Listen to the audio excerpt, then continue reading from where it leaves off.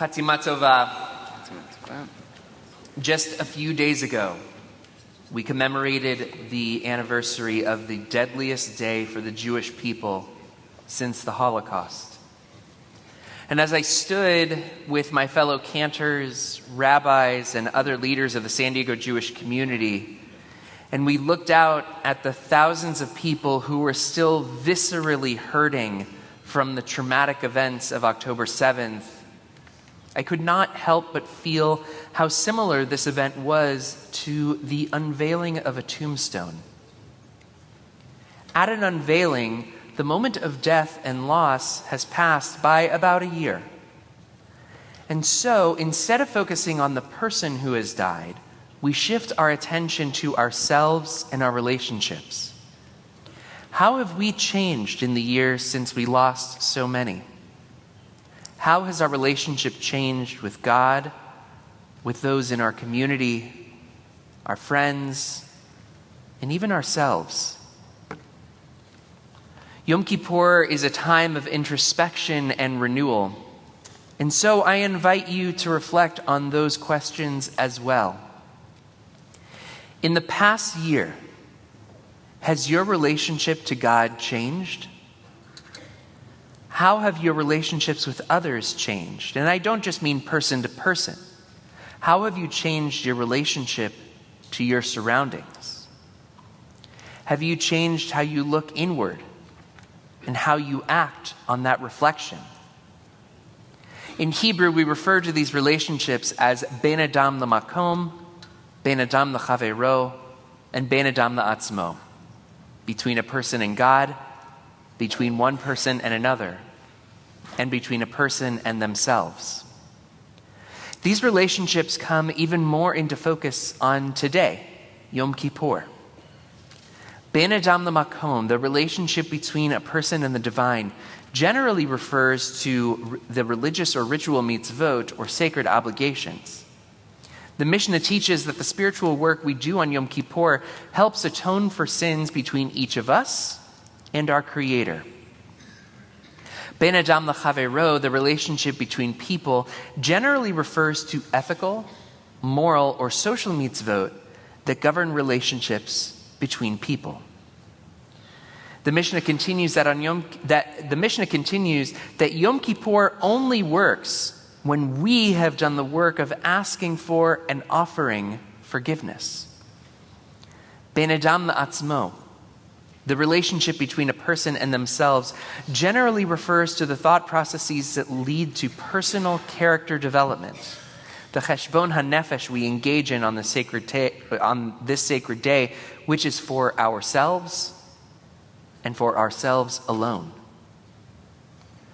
On this day, at this moment, with this community, I would like to offer some reflections on the past year as they relate to these three relationships in hopes that they may be a guide for us all to find hope from out of the depths.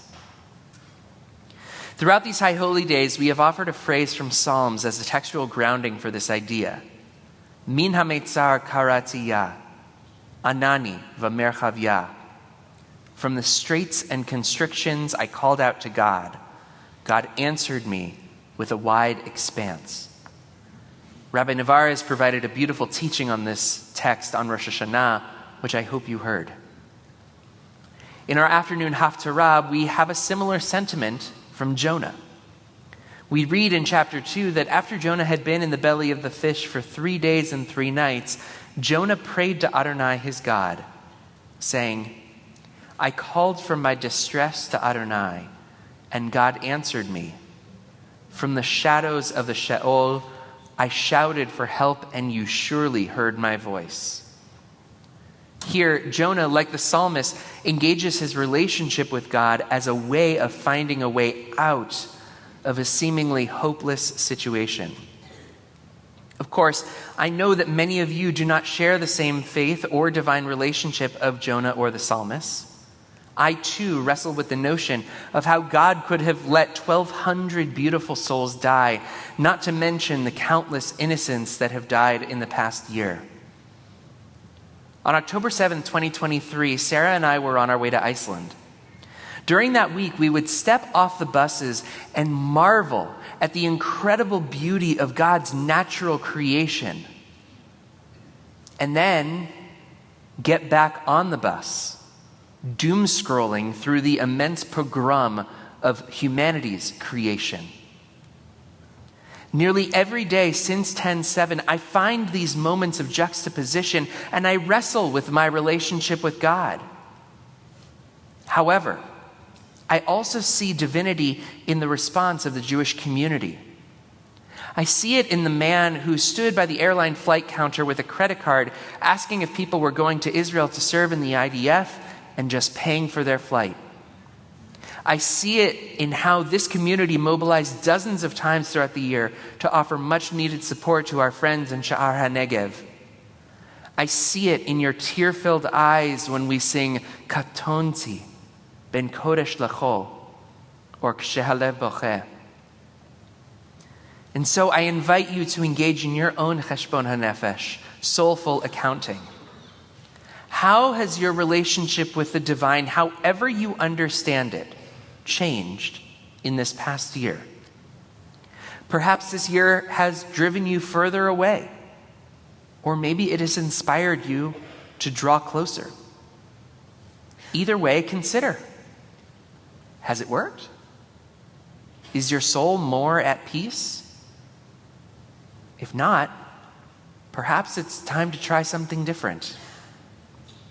Maybe it's time to draw that much closer and lean further into Jewish tradition, even though we know that being visibly, proudly Jewish comes with its risks. Trust me, I have some experience with this. When the San Diego Jewish Federation and the Padres, season of blessed memory, invited... I was really hoping it would be a different morning.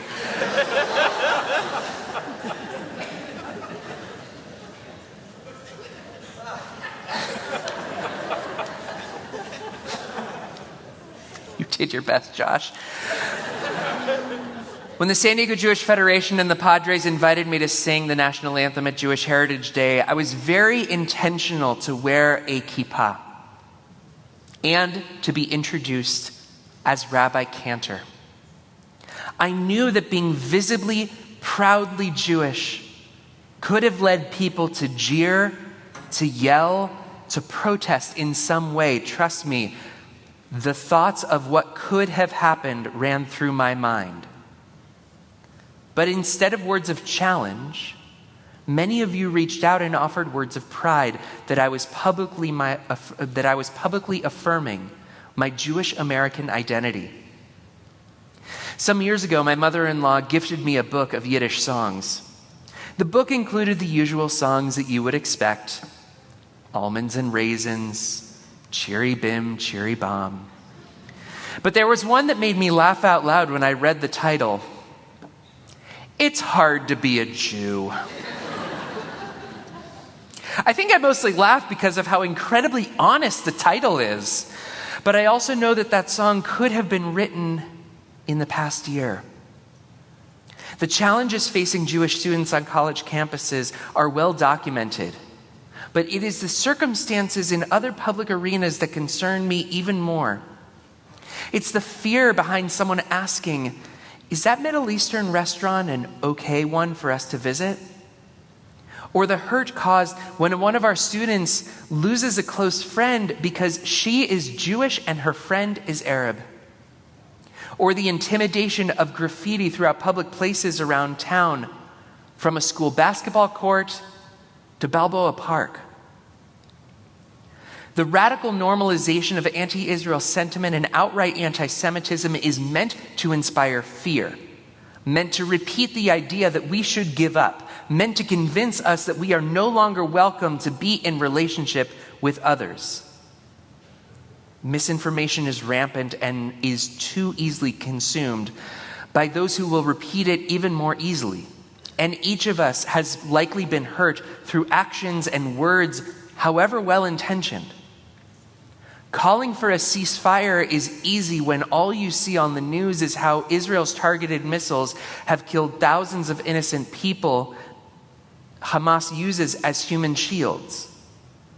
But it is easy to sidestep the reality of indiscriminately 13,200 rockets fired from Gaza, 12,400 rockets from Lebanon, 400 missiles from Iran, 180 from Yemen, 60 from Syria, and I probably should have updated those numbers because they were only from Monday this past week.